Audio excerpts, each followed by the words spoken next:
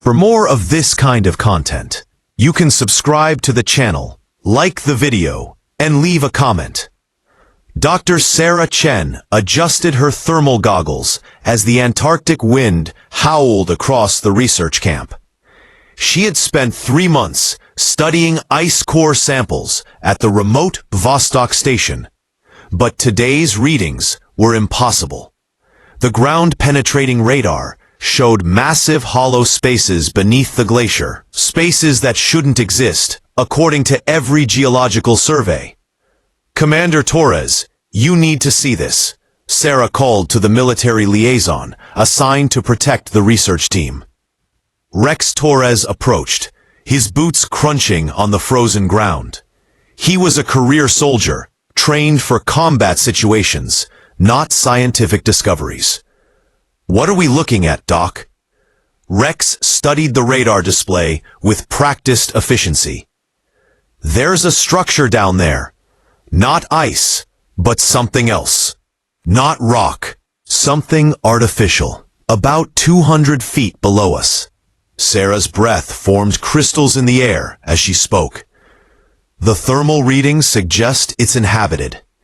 Rex's hand instinctively moved toward his radio. "Could be a foreign military installation. We need to report this." "Wait." Sarah grabbed his arm. "Look at these patterns. The heat signatures move in ways that suggest something more advanced than human technology. We're not dealing with a secret base, Rex. This is something else entirely." 3 hours later, they stood at the edge of a perfectly circular opening in the ice. The hole hadn't been there that morning, yet the ice around it showed no signs of melting or cutting. It was as if the frozen surface had simply decided to open. Sarah peered into the depths with her equipment. There are lights down there, artificial lights in patterns I've never seen before. Her scientific curiosity battled with basic survival instinct. "This is insane," Rex muttered, checking his weapon for the 3rd time. "We should wait for backup."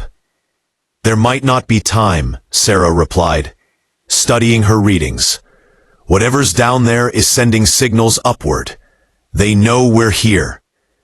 The decision was made for them when a platform of unknown material rose silently from the depths. It hovered at ice level, waiting. Sarah looked at Rex, seeing her own mixture of fear and wonder reflected in his eyes. "Together?" she asked. Rex nodded grimly. "Together, but we go armed and ready."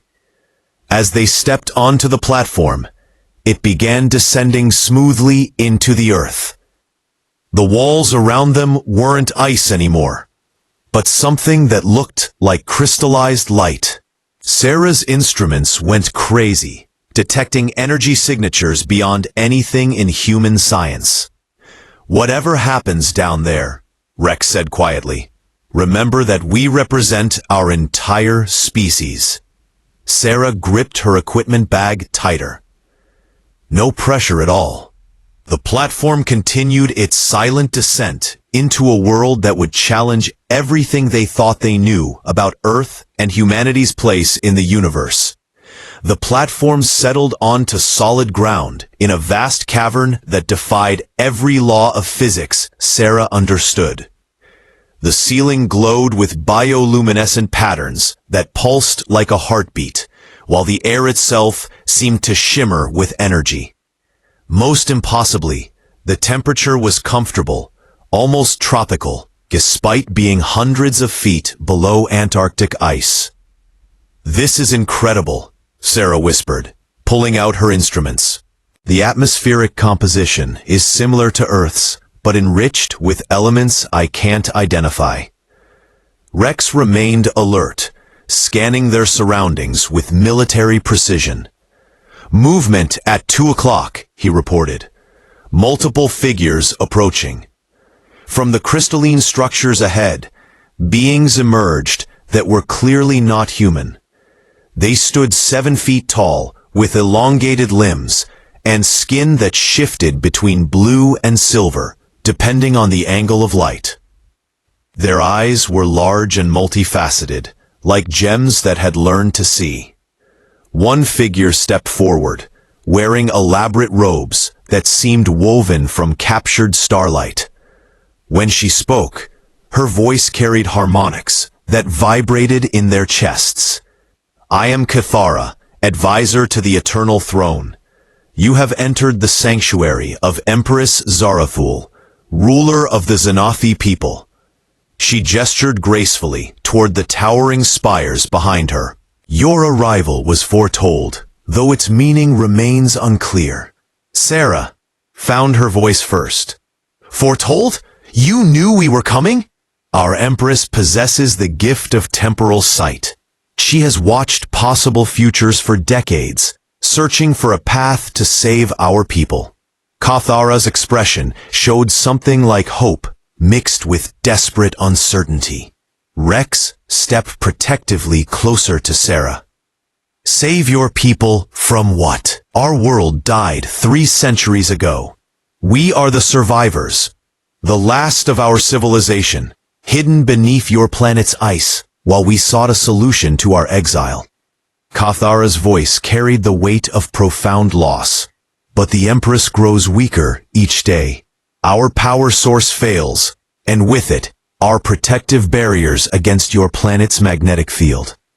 Sarah's mind raced through the implications. "You're refugees? You've been hiding here for 300 years. Yes, and now we face extinction unless we can find another way." Cathara turned toward the largest spire. "The Empress wishes to meet you both. She believes your arrival marks a turning point, though she has not revealed the nature of this change." As they walked through the alien settlement, Sarah noticed signs of decay. The beautiful crystalline structures showed stress fractures, and many of the Xanathi they passed looked exhausted, their skin patterns dim and irregular. "How many of you are there?" Rex asked, his military training cataloging defensive positions and population estimates. "Fewer than 3,000 remain," Cathara replied sadly. "We were once a civilization, spanning 12 worlds. Now we are refugees clinging to life in this beautiful but dying sanctuary." They approached the central spire, its entrance guarded by beings in ceremonial armor that looked more decorative than functional. Sarah realized these people weren't warriors. They were scholars and artists trying to preserve their culture in exile. "Before we enter," Cathara paused, "you must understand that our Empress has never encountered a human before. Your species puzzles her greatly. You appear primitive by our technological standards, yet your potential energy readings are unusual." "Unusual how?" Sarah asked. "Your life force burns differently than other species we have known. Brighter, more chaotic, but also more adaptable." Cathara studied them both carefully. "The Empress believes this difference may hold the key to our survival, but she fears it may also hold the key to our destruction." Rex and Sarah exchanged glances. They were about to meet an alien ruler who had lived for centuries, who could see possible futures, and who somehow believed that humanity held the answer to her people's survival. The massive doors ahead began to open, revealing a chamber that glowed with the accumulated wisdom and desperate hope of an entire dying civilization. The throne room took Sarah's breath away. Floating crystals, arranged in complex geometric patterns, created a symphony of light and sound that seemed to respond to their heartbeats.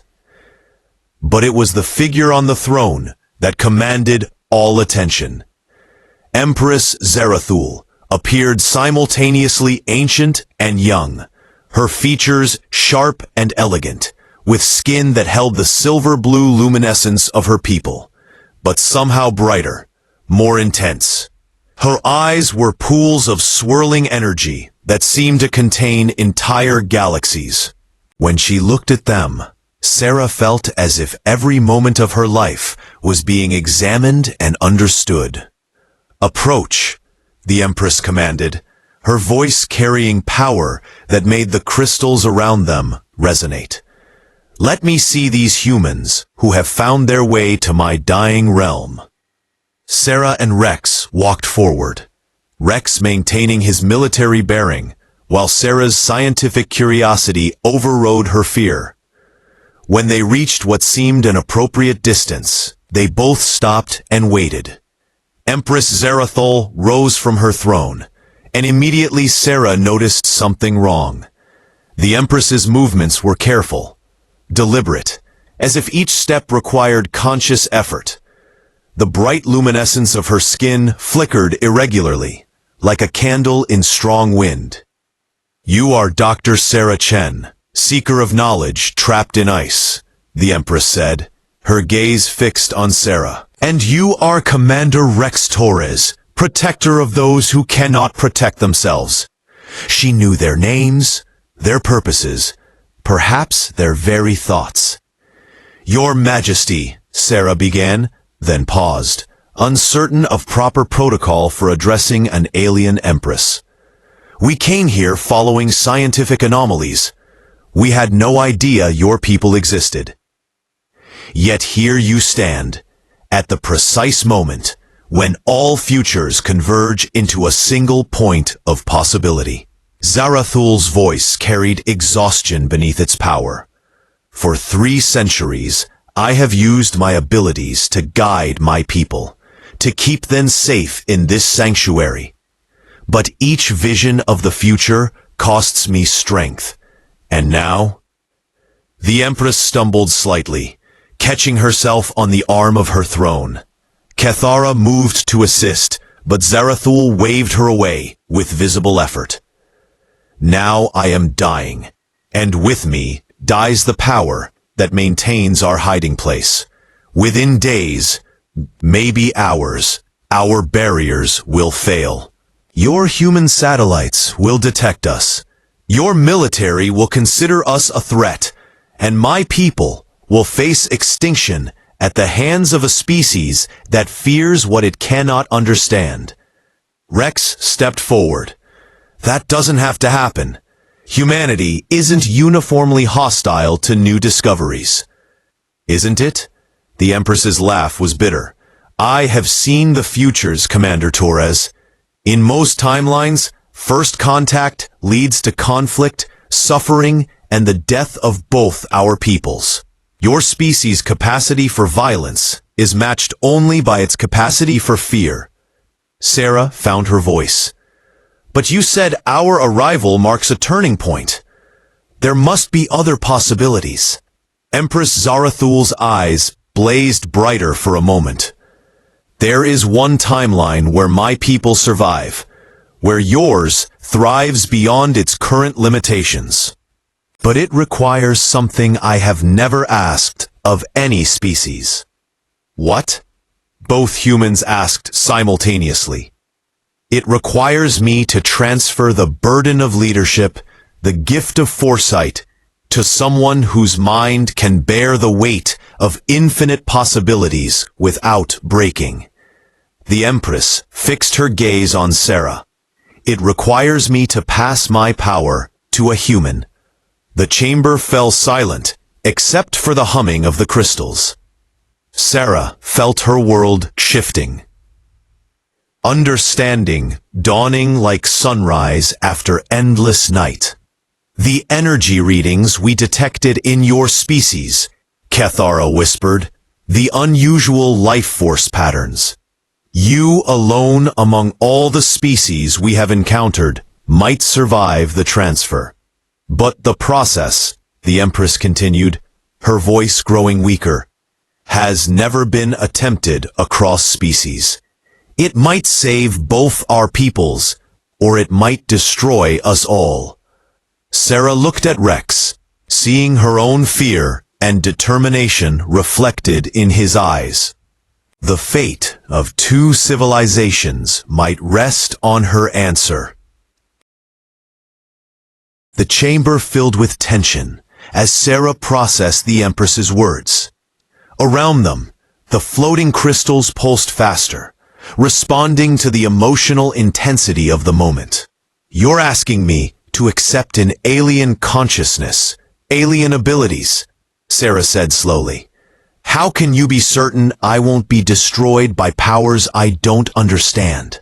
Empress Zarathul moved carefully to a wall covered in flowing symbols that shifted like living text. "Because, Dr. Chen, your species possesses something mine lost long ago. You call it adaptability, but it runs deeper than that. Humans change not just their behavior, but their very nature when faced with impossible circumstances." Rex stepped closer to Sarah. "What exactly would this transfer involve?" "My consciousness would merge with hers temporarily, sharing the burden of temporal sight and the knowledge needed to maintain our barriers." The Empress touched the wall, and images appeared in the air around them. Sarah would experience every possible future simultaneously, learning to navigate probability streams and guide both species towards survival. Sarah watched the images, seeing countless versions of Earth and its people spreading across the stars, building wonders beyond imagination, or burning in wars that consumed solar systems. How long would this merger last? "Until my people can be safely relocated to a world where they can thrive, and your people can accept the reality of other intelligent life." Zarathul's voice grew softer. "Perhaps months, perhaps years. Time moves differently when you see all possibilities at once." Cathara approached with a crystalline device that hummed with contained energy. "There is another factor to consider. The Empress's power has been sustained by this technology for centuries, but it draws energy from the bearer's life force. Even if the transfer succeeds, neither of you may survive the process." "And if we refuse?" Rex asked, though his tone suggested he already knew the answer. "My people die within days when our barriers fail. Humanity discovers an alien civilization too late to prevent panic and conflict. The most probable outcome is a war that devastates both species." The Empress met Sarah's eyes directly. "I have watched this scenario play out in countless future threads." Sarah turned to Rex. "What do you think?" "I think you already know what you want to do," he replied. "The question is whether you trust yourself enough to try." Sarah looked around the chamber, seeing the desperate hope in every alien face. These weren't conquerors or invaders. They were refugees who had hidden beneath Earth's ice for 3 centuries, harming no one, asking for nothing but the chance to survive. "If I do this," she said to the Empress, "how do we ensure both species learn to coexist peacefully?" "By showing them what cooperation can achieve," Zarathul replied. "Your human ingenuity, combined with our knowledge and technology, could solve problems that have plagued both civilizations. Climate restoration, faster-than-light travel, medical advances that could extend lifespans and eliminate diseases. And the risks are immense," the Empress admitted. "The merger could drive you insane, kill you instantly, or create a hybrid consciousness that serves neither species well. But doing nothing guarantees destruction for my people and unknown consequences for yours." Sarah closed her eyes, thinking of every scientific discovery that had required someone to take a leap into the unknown. "If I agree, I need Rex to serve as my anchor to humanity, someone to remind me who I was before all this." "Done," the Empress said immediately. Rex nodded grimly. "I'll keep you human, Sarah, whatever it takes." Sarah opened her eyes and looked at the device in Kethara's hands. "How do we begin?" Empress Zarathul smiled for the first time since they'd met, and her skin blazed with renewed light. With faith, Dr. Chen. Faith that two species, working together, can achieve what neither could accomplish alone. The chamber filled with harmonious tones as the crystalline systems prepared for a procedure that had never been attempted. One that would either save two civilizations or mark the beginning of their end. Sarah took a deep breath and stepped toward her destiny. The transfer process began at sunset. Though underground, it was marked only by the dimming of the crystalline lights. Sarah lay on a platform that seemed grown rather than built, its surface adjusting to support her body perfectly. Empress Zarathul stood beside her, both hands resting on the glowing device. "Remember," the Empress whispered, "you are not losing yourself. You are becoming more than yourself." Rex stood at Sarah's other side, his presence a solid anchor to her human identity. "I'm here. Sarah. I'll pull you back if you go too far." The device activated with a sound like singing stars, and Sarah's world exploded into infinite possibility. She saw everything at once. Futures where humanity and the Shanathi built magnificent cities among the stars. Timelines where fear led to mutual destruction. Possibilities where both species evolved beyond recognition through their cooperation. But with the visions came understanding. The Empress's power wasn't just foresight. It was the ability to influence probability, to nudge reality toward better outcomes through countless small choices.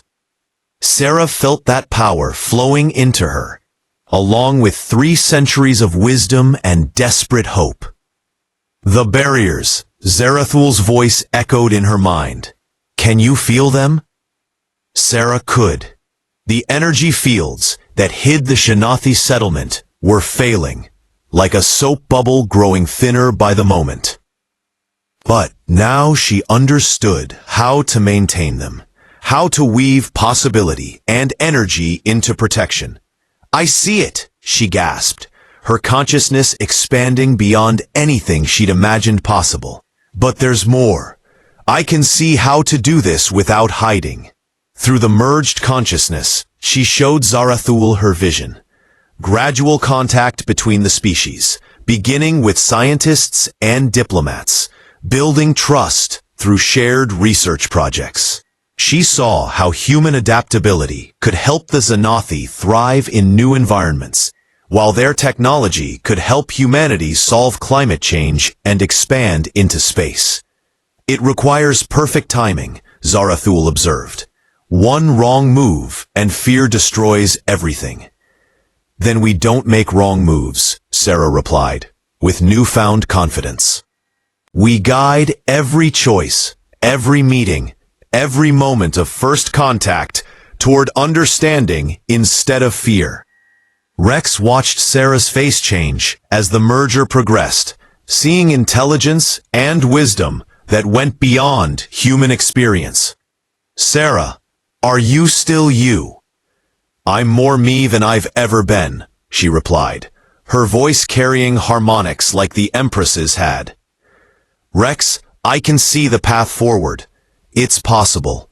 Both species can not only survive, but flourish together." Over the following weeks, Sarah worked with both human and Xanathi leaders to orchestrate the most carefully planned first contact in history. Using her temporal sight, she identified humans who would respond with curiosity rather than fear, Xanathi who could serve as cultural bridges, and moments when revelation would inspire rather than terrify. The barriers remained strong, powered now by Sarah's hybrid consciousness, while small groups of humans were gradually introduced to Xanathi culture. Scientists marveled at alien technology that could restore damaged ecosystems. Diplomats learned negotiation techniques from a species that had survived as refugees for centuries. Artists discovered new forms of beauty in Xanathi crystalline sculptures and harmonic compositions. Months later, as the first joint human-Xanathi research station was established in the Amazon rainforest, Sarah stood with Rex, watching both species work together to heal Earth's climate damage. "Any regrets?" Rex asked. Sarah smiled, her eyes holding depths that reflected infinite possibility. "None. This is what we were meant for, Rex. Not just humans, not just Xanathi, but conscious beings working together to build something better than either could achieve alone. The greatest power lies not in conquest or dominance, but in the courage to unite with those who seem different from us. When we choose cooperation over fear, understanding over prejudice, we discover that our differences are not weaknesses to overcome, but strengths to combine." Sarah's transformation represents humanity's potential to grow beyond our limitations. By embracing the unknown and finding common ground with others, no matter how alien they might seem. True strength comes from building bridges, not walls, and sometimes the most profound power is simply the willingness to trust and work together toward a better future for all.